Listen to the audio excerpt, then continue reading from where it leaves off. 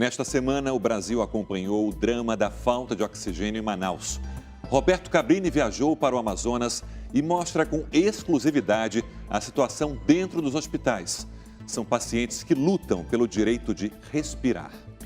E o apelo das equipes médicas no desespero pelo mínimo de estrutura para salvar vidas. O socorro a Manaus.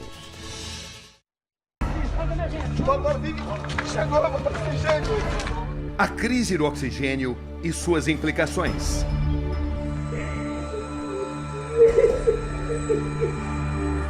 O que de fato está acontecendo dentro dos hospitais em Manaus?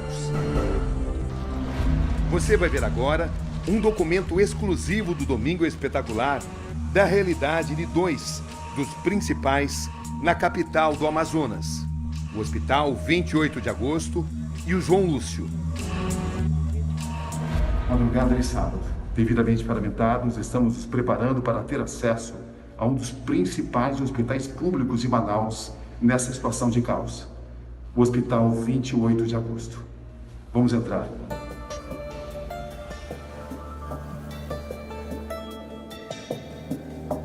Os bastidores que revelamos chocam. O medo de que o oxigênio termine a qualquer momento está sempre presente. É um oxigênio para 5 pessoas em uma sala. Gente, pelo amor de Deus, uma calamidade. O médico não sabe mais o que fazer.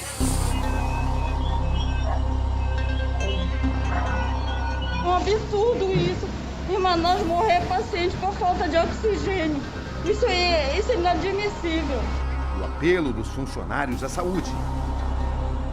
Quem tiver oxigênio em casa, por favor, bala sobrando, traga aqui para o hospital que vai ser bem-vindo. Enquanto vamos nos aproximando em nossa longa jornada, as reflexões são inevitáveis. O que está, afinal, à nossa espera? Do alto cenário grandioso, até sugere a normalidade. Mas aqui, há muito tempo, essa palavra não tem sido usada. Enquanto vemos a paisagem exuberante da floresta amazônica, é inevitável refletir como o pulmão do mundo foi se transformar em um lugar onde as pessoas morrem, justamente por falta de oxigênio.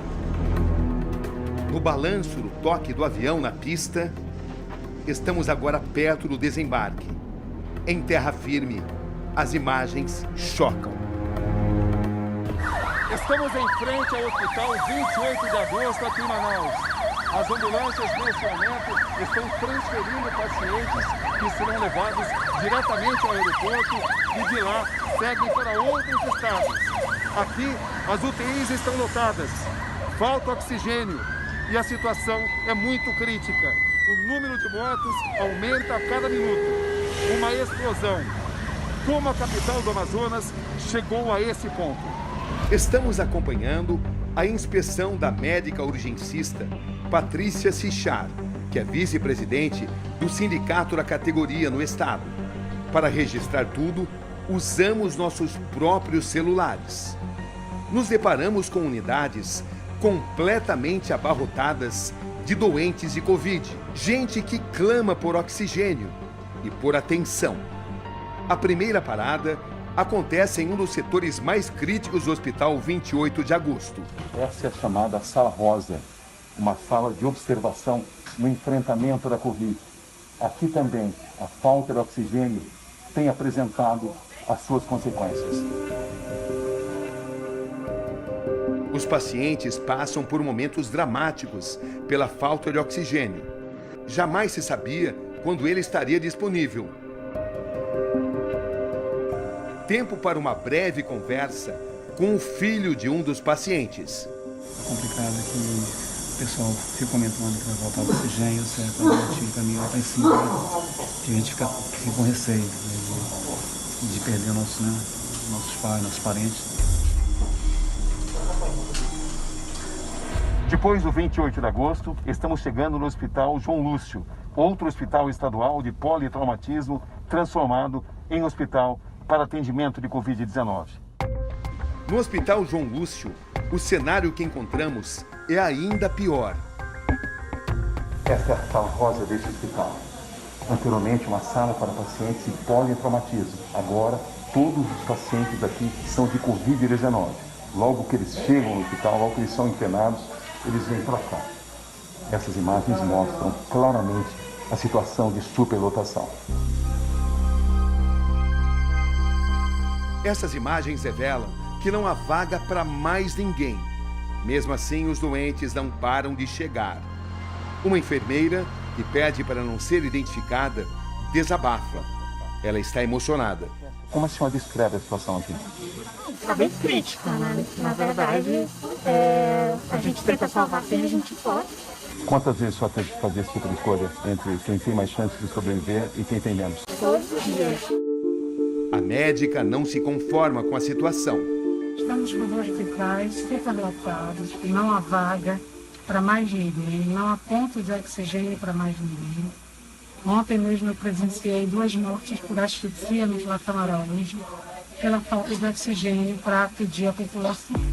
Os pontos de saída de oxigênio são disputados e têm que ser usados coletivamente. Fácil de entender, porque exatamente nesse dia a cidade chega a um recorde trágico. São 213 mortos. Boa parte deles vítimas da oferta escassa, ou às vezes nenhuma, de oxigênio. O pai e a mãe do administrador de empresas Iad Rajogi estavam internados com Covid-19 desde o começo do ano. Na última quinta-feira, os parentes receberam uma ligação do hospital. Fomos informados que os 2 faleceram por falta de oxigênio. E assim é uma cena deplorável que eu não desejo a ninguém. Ter que reconhecer os corpos dos pais e colocar dentro do caixão. O desabafo da psicóloga Thalita Rocha viralizou nas redes sociais. Não tem oxigênio, é muita gente morrendo. Quem tiver disponibilidade, por favor, oxigênio, traga. A sogra dela estava internada numa unidade básica de saúde, aguardando uma vaga de UTI. O oxigênio acabou e todo mundo começou a passar mal. As famílias que começaram a chegar com o cilindro, colocavam o cilindro para os seus familiares e o do lado falava, me dá um pouquinho de ar, por favor, só um pouquinho, a minha mãe vai morrer, minha tia vai morrer, né? Eu me emociono de lembrar porque foi horrível. Depois da repercussão dos vídeos, Thalita conseguiu a vaga, mas foi tarde demais. Foi questão de minutos, ela entrou e depois que a gente recebeu a notícia, assim, ela realmente não tinha conseguido. Esses 2 enfermeiros não querem se identificar. Eles trabalham no hospital 28 de agosto, aqui em Manaus, onde tivemos acesso. Desde que começou essa crise do oxigênio, com que realidade vocês têm convivido? A gente vive uma realidade muito triste, onde os pacientes chegam e temos que escolher quem vai viver. Porque não tem leito, não tem equipamento, os médicos também estão sobrecarregados, o médico fica desesperado. Todo mundo, o recepcionista, o maqueiro também, todo mundo está super esgotado. Imagina se a enfermagem entrar em colapso também. Nas palavras desse médico, da UTI do 28 de agosto, o retrato do caos. Tanto é verdade que ontem, o 28 de agosto, fechou as portas para atendimento externo. Doutor, somente nesse dia, onde eu tive acesso ao hospital 28 de agosto, morreram 213 pessoas em Manaus. Desse número, quantas pessoas morreram no 28 de agosto? Aproximadamente 40 pessoas. Em que eu coloco a superlotação dos hospitais? Foram fechados os hospitais de campanha, que serviam para diluir esses pacientes em todas as unidades.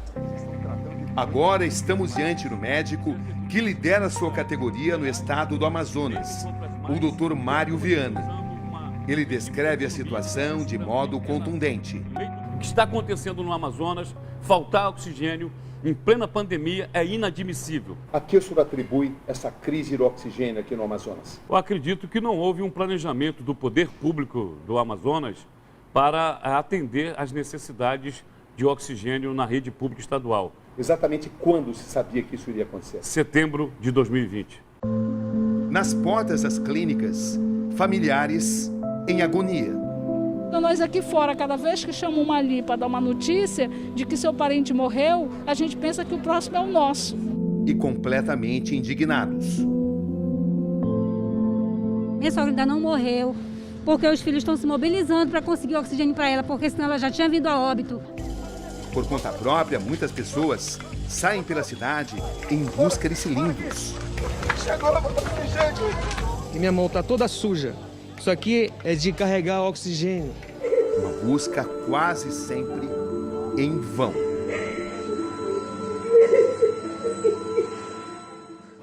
Cada um aqui tem alguém muito próximo entre a vida e a morte. Para quem que é o oxigênio que você está esperando? Eu, para minha mãe precisa muito de uma UTI. Eu estou rezando, a gente está movendo céus e terra para uma UTI. Eu perdi meu pai faz 7 dias já. Para quem é o oxigênio? É para minha cunhada. Como é que ela está? Muito mal. Muito Sei. mal. Conseguir um cilindro de oxigênio torna-se verdadeira obsessão. A procura pelo oxigênio gera ações desesperadas por parte da população.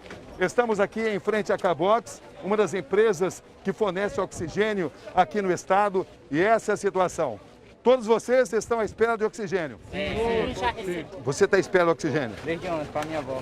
Eu estou desde ontem para o meu pai, eu vim para cá, aí a polícia pegou e bloqueou a nossa...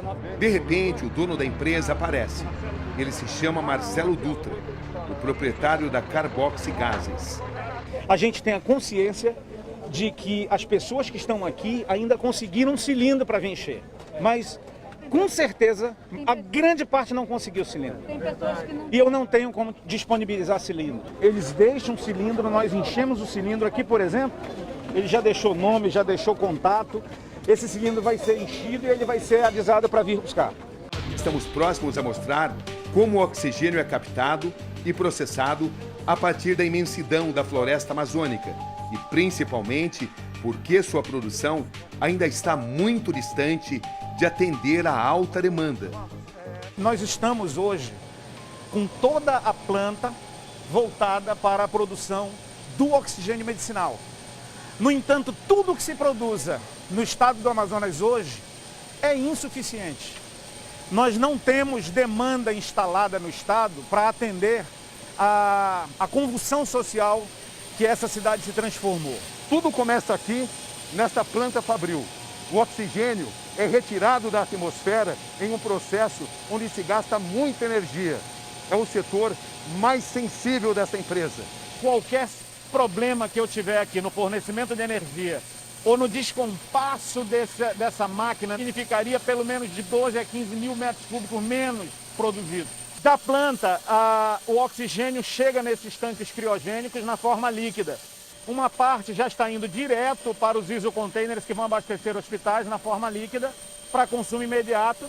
E nós temos uma outra parte que está sendo levada para os tanques de enchimento de cilindro. Enquanto isso, mais um pequeno carregamento de cilindros de oxigênio é levado para gente desesperada, ávida por conseguir um cilindro que seja. Mais 40 cilindros serão entregues. A comoção é nítida. Isso é para sua tia. Você acha que vai conseguir salvá-la? Se Deus quiser. As pessoas deveriam encontrar esse oxigênio nos hospitais. Nos hospitais. Não aqui. Não deveriam precisar vir aqui. Não, nem nessa empresa que não é contratada do governo, mas que está com toda a planta voltada. Porque isso aqui é uma situação de desespero, é o sintoma do desespero. Os relatos se multiplicam. Alguns têm sorte de conseguir o oxigênio. Comprar um cilindro desses não é nada barato. Quanto sai um cilindro daquele lá para vocês? Aqui. Vocês compram por quanto? 600 reais. Vocês pagam no próprio bolso. 600 reais. 600, 800 reais. Mas a maioria continua na fila de espera. Nós temos 3 idosos e 2 crianças em estado clínico hospitalar necessitando de oxigênio. Meu irmão está em casa necessitado. Os números de internações e mortes pela Covid-19 batem recorde. E ainda assim, não param de subir. A média móvel de mortes do estado cresceu 183% nos últimos 7 dias. E junto com a alta de casos, subiu também o consumo de oxigênio. A demanda corresponde ao dobro do que em abril e maio de 2020, quando houve o pico da pandemia no estado. O consumo diário hoje em hospitais públicos e privados é de 76.500 metros cúbicos na capital e outros 15 mil no interior. Mas as empresas locais que fornecem a substância têm capacidade de entrega de 28 mil metros cúbicos por dia, ou seja, quase um terço do necessário. Resultado: caos. A principal empresa fornecedora de oxigênio no estado do Amazonas está no olho do furacão. Trata-se da White Martins, que se defende. Nos últimos 15 dias, a demanda aumentou 5 vezes e segue crescendo fora de controle e qualquer previsibilidade. Esse é o prefeito de Manaus, Davi Almeida. Ele está apenas no 16º dia de mandato e já enfrenta a pior crise sanitária da história. O total de sepultamentos na cidade de Manaus desde quarta-feira explodiu. Na quarta-feira, 186. Na quinta-feira, 198. Na sexta-feira, 213. Eu acabo de receber aqui o relatório do sábado, 202 sepultamentos na cidade de Manaus. Na minha concepção, faltou planejamento, faltou atitude e eu creio que isso poderia ter sido evitado. Como é que o senhor descreve a situação nos hospitais aqui da cidade no momento? Cenário de guerra, tristeza, luto, pranto, dor. Manaus sofre.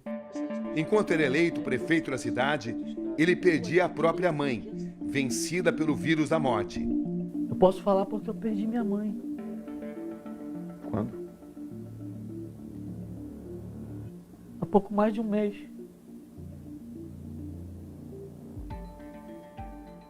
Eu queria ter tido a oportunidade de salvar esse povo. A crise atual ganha para ele contornos ainda mais fortes. Esse vírus maldito tem destruído a vida de pessoas no mundo todo. Ele visitou a minha casa e levou no meu amor.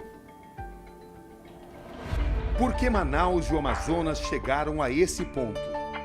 Em agosto, a Fiocruz já alertava para a chegada de uma segunda onda da pandemia e pouco tempo depois já havia sinais de que o oxigênio podia faltar. O cenário de guerra já é um velho conhecido por aqui. Em abril e maio do ano passado, a cidade e o estado já tinham vivido situações devastadoras. As covas coletivas do primeiro surto. Em meio a denúncias de superfaturamento e hospitais superlotados, onde se viam corpos e mais corpos levados aos contêineres tão frios quanto impessoais, as aglomerações, as festas clandestinas no final do ano e a renúncia frequente do uso de máscaras mostravam que as lições não tinham sido aprendidas. E a conta chegou. Uma conta muito amarga. Faltou dinheiro para o enfrentamento da segunda onda? O governo federal revela ter enviado 18 bilhões e meio de reais ao Amazonas em 2020, entre recursos e benefícios. Já houve um colapso no atendimento? É o sentimento que domina a população de Manaus. Hospitais de campanha, que agora salvariam vidas, foram fechados antes da hora. Por que o Estado não se preparou? Como explicar isso a uma população agora revoltada? O governador Wilson Lima não atendeu aos meus pedidos de entrevista. Governadora. Nessa entrevista à Record do Amazonas, o governador assim se defendeu dos que responsabilizam sua administração por parte dos acontecimentos trágicos. O problema não é falta de dinheiro, não é falta de recurso, não é falta do produto no mercado. O problema é a logística para fazer com que esse produto chegue aqui. Porque a gente está lidando com uma carga que é inflamável, né? E uma quantidade significativa de oxigênio. E ele não é transportado de qualquer forma, ele não é simplesmente você chegar lá e abastecer um tanque. Há todo um procedimento para que isso aconteça, mas a nossa expectativa é que até o final do dia a gente tenha uma situação equilibrada e de abastecimento em todas as unidades. Mas a ajuda demora a chegar. Só na quinta-feira, o ministro da Saúde, Eduardo Pazuello, admite que Manaus vive um colapso.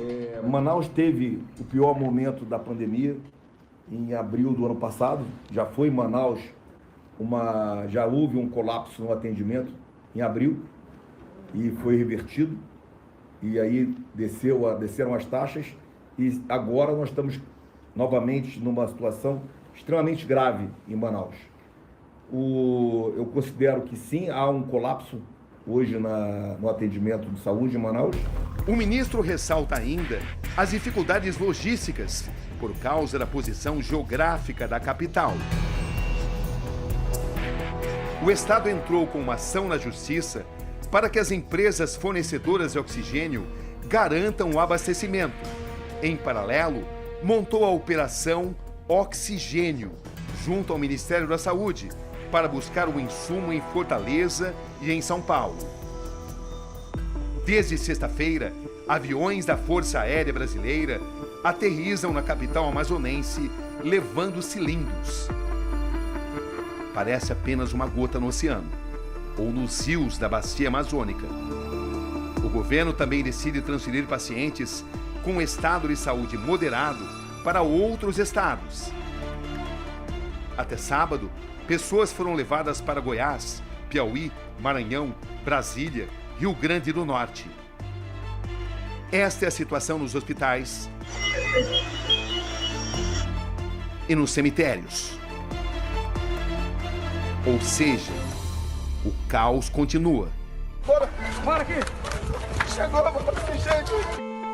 Dentro dos hospitais, a imagem da superlotação. Algumas unidades ampliaram o horário de funcionamento e instalaram câmaras frigoríficas. A prefeitura anunciou a abertura de 1.000 covas. O nome é Francilene, mas todos a conhecem como Fran. Aqui está ao lado dos filhos. Uma mulher extrovertida, comunicativa, sempre disposta a ajudar os outros. Há 5 dias, ela se sentiu mal.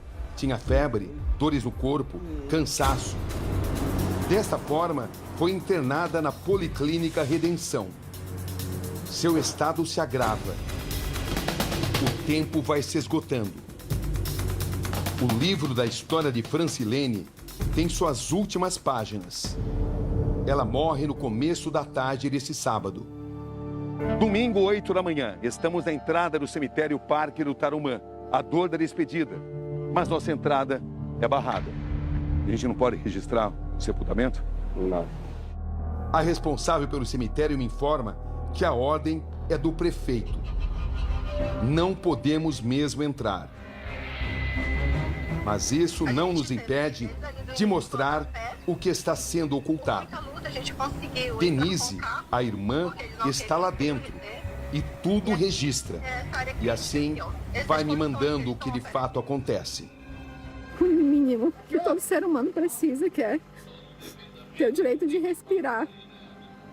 A gente ainda tem que lidar com uma situação como essa, indignante. Tá aí, ó, Cabrinha.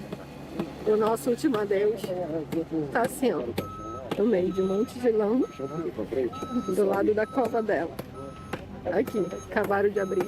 Manaus está desse jeito. Do lado de fora, os parentes que não conseguiram entrar se emocionam. Ela estava com Covid dentro do hospital, completamente sem ser assistida. Minha irmã morreu, deixando 4 filhos menores, sem a menor condição, por falta de oxigênio. Entre os que estão nesse momento, enterrando seus mortos, personagens que jamais esqueceremos. Biografias que se recusam a ser simples números da segunda onda. Será mesmo que dessa vez se aprendeu algo? Para tentar frear a transmissão do vírus, na quinta o governo estadual impôs um toque de recolher por pelo menos 10 dias. Essa é a imagem da crise. O toque só não vale para profissionais com atividades consideradas essenciais, a minoria da minoria. O aumento de casos já era esperado após as festas de Natal e Ano Novo. por isso, no final do ano, o governo chegou a decretar algumas restrições, mas voltou atrás após protestos de comerciantes e empresários. Em dezembro, o senhor, como médico de uma UTI, já sabia que essa crise iria acontecer? Com certeza. O que isso nos ensina? Que nós precisamos melhorar o diagnóstico precoce e o atendimento imediato ao paciente com Covid. Por trás de tantas mortes, há também nessas terras a constatação da existência no Amazonas de uma mutação do vírus da Covid-19. A variante do vírus encontrada aqui é a E484K, um novo desafio para os cientistas. Essa variante identificada em Manaus, ela tem maior infectividade, ou seja, elas são mais facilmente transmitidas entre humanos, tem maior capacidade de infiltrar as células humanas. O pesquisador da Fiocruz, Gessen Orellana, pesquisa o assunto sem parar. Independente da cepa ser mutante ou não, ser conhecida ou não, ela só vai circular se nós permitirmos. Portanto, se nós abrirmos mão do uso de máscaras adequados, da higienização adequada, se continuarmos promovendo aglomerações desnecessárias, nós não apenas vamos nos preocupar com essa nova variante, mas também com o aumento do número de casos e podemos fazer o que nós estamos vendo em Manaus.